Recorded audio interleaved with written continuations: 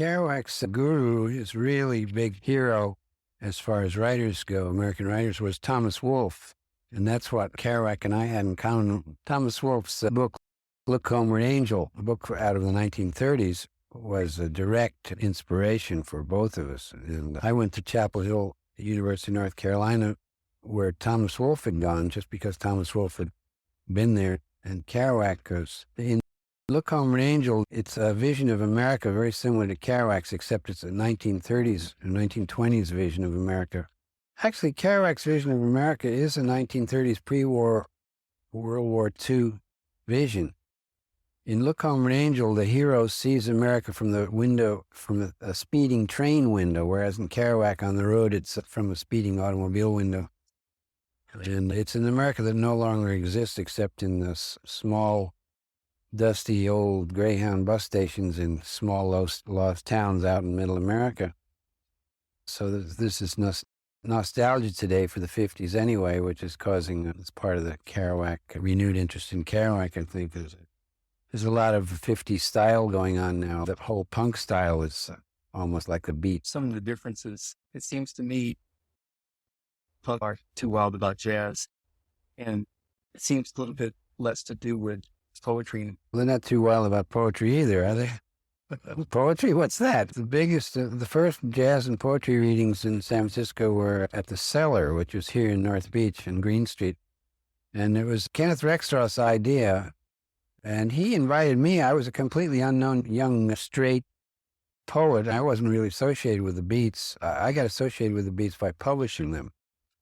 So I didn't know them in New York. I was living in France when they were around New York and Columbia University.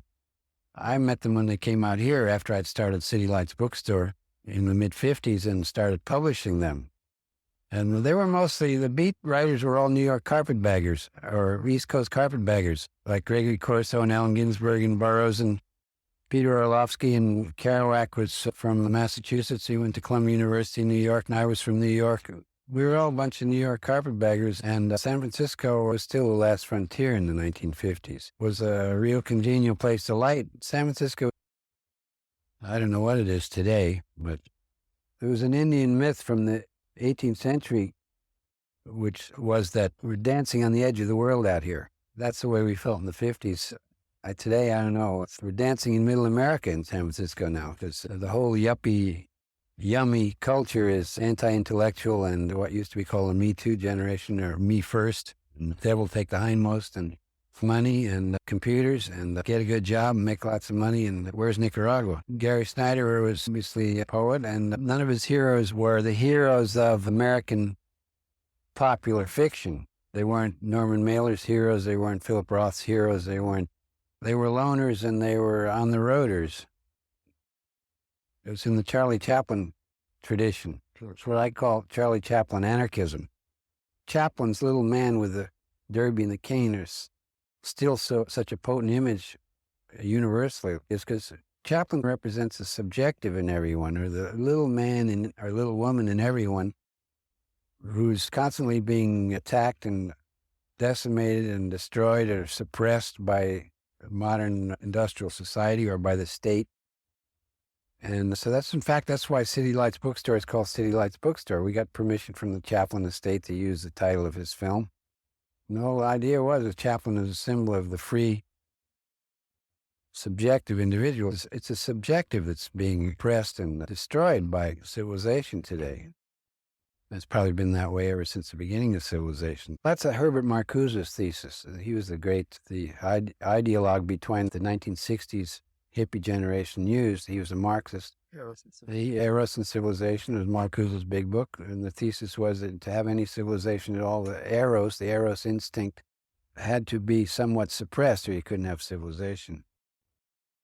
And so but it goes too far. You use that as an excuse for every kind of suppression of man. So you get the totalitarian state suppressing man, and that's carrying it too far. Just think of all the rules you had to obey or not break just to get here this morning. Your tax laws, traffic laws, every other damn thing. So this is what I call Charlie Chaplin anarchism. It's not the anarchism of Kropotkin or John Most. The anarchist isn't someone looking like Walt Whitman with a homemade bomb in his pocket. It was said about early American anarchist named John Most. It's more like a free individual against the state.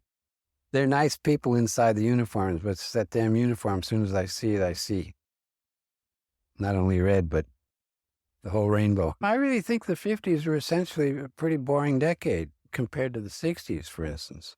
From the 60s, when rock came along, it really kicked the sides out of everything. And the Beats were a precursor of all that. They were 10 years before their time, really. They kicked the sides out of everything. There was this moribund, dead academic poetry scene going on over the country, ruling the country, and no one was saying anything. And just like today, a whole new scene will suddenly come along, and because nothing is being said now. Hardly a dog barks today. He didn't really think in ideological or sociological terms at all. He certainly wasn't interested. He didn't, like when he went to Mexico, his book on novel that came out of his trip to Mexico, there's not a word about poverty in Mexico or the sociological or the political in Mexico at the time. And he's completely unconscious of it. When I came back from Cuba in 1961, I tried to enlist Jack in the Fair Play for Cuba committee, and I called him in Long Island. I was in New Orleans. And he said, I got my own revolution out here, the American Revolution. Well, he would really have been a Reaganite today, I think. Really? There's a parallel with Hemingway on this. Hemingway started his career with at least the assumption of a liberal political position. His early books, like For Whom the Bell Tolls, was about the Spanish Revolution in the 1930s, and Hemingway was on the liberal side. Then he went to Cuba, and he lived in Batista's Cuba for many years, and he never said a word about Batista, and he didn't write about it. He wrote about fishing. And there's a parallel with Kerouac, is that Kerouac also began with the assumption of a liberal position, anti-establishment position On the Road, for instance. And he and Hemingway both drank too much. They drank more and more. And I think Kerouac became more reactionary because he wasn't concerned with those things. So then by the time the Cuban Revolution came along in 61, he was already saying what he said. He wasn't interested, and he had his own revolution. And I see Reagan today is talking about his American Revolution. It's like America first. That's fine. It's the freest country in the world. But I noticed that Reagan's militarist policy has led to us being either envied or hated all over the world. It certainly isn't love. We're reaping the harvest of it in these hostage situations all around the world. It's a harvest of pure hate for America, which comes from having a militaristic president walking not so softly and carrying a big stick, which he's brandishing around like a lasso. Pardon the mixed metaphor. But it's a crime what Reagan is doing in Central America. He's putting out pure lies on Nicaragua. Today, they seem to be the obedient proles that George Orwell predicted for 1984. The Nicaraguan embassy in Washington, D.C. was firebombed 2 weeks ago, and there wasn't a word about it in the San Francisco Chronicle. And Reagan evidently said about the bombing of the Nicaraguan embassy in Washington, D.C., he said that's a different kind of terrorist. Isn't that disgusting? Not a word. To read something besides the Chronicle, it's somewhere to the, politically, even though its columnists are liberal, the Chronicle's somewhere to the right politically of the original William Randolph Hearst. Would you say there really are any alternative newspapers these days? Look what happened to the Berkeley Barb. And then the Bay Guardian is certainly an alternative still, but you wouldn't call it a radical alternative. The ability to even go on the road is taken away. That's right. Oh, yeah. I know. You can't climb up one of these new stream trains. Well, I was 3 or 4 years older than Kerouac, and when I was in college, I hitched freights up and down the East Coast. Remember, I took a freight I was hitchhiking in Joplin, Missouri, and guys were over in the freight yard, and they were waving at me. They seen I'd been standing there for several hours. They waved at me, and I ran across the road, and they jumped on the train. The train just started up right at that moment, so I jumped on. I yelled at one of them, "Where's it going?" They said, "It's going to Chattanooga." I was going to Mexico. I figured it was going to stop. This was the middle of the afternoon. That freight train didn't stop till 10 the next morning. I was up on top.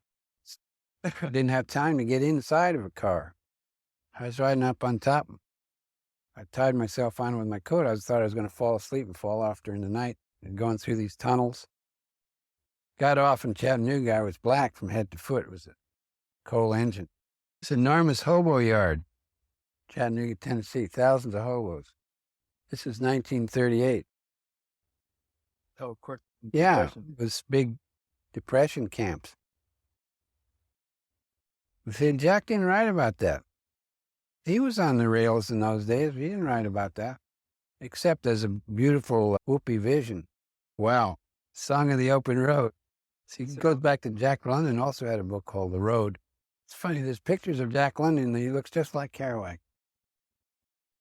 Remarkable. One of these days, there'll be a whole new group. Some great poet, a young guy will raise his voice, and they'll say, gee, why didn't I think of that? It was something that was waiting to be said. It's like when Howl was published. I remember I heard from New Directions, James Laughlin, the publisher of New Directions, who'd been reading Allen Ginsberg's books, manuscripts for years, never published him.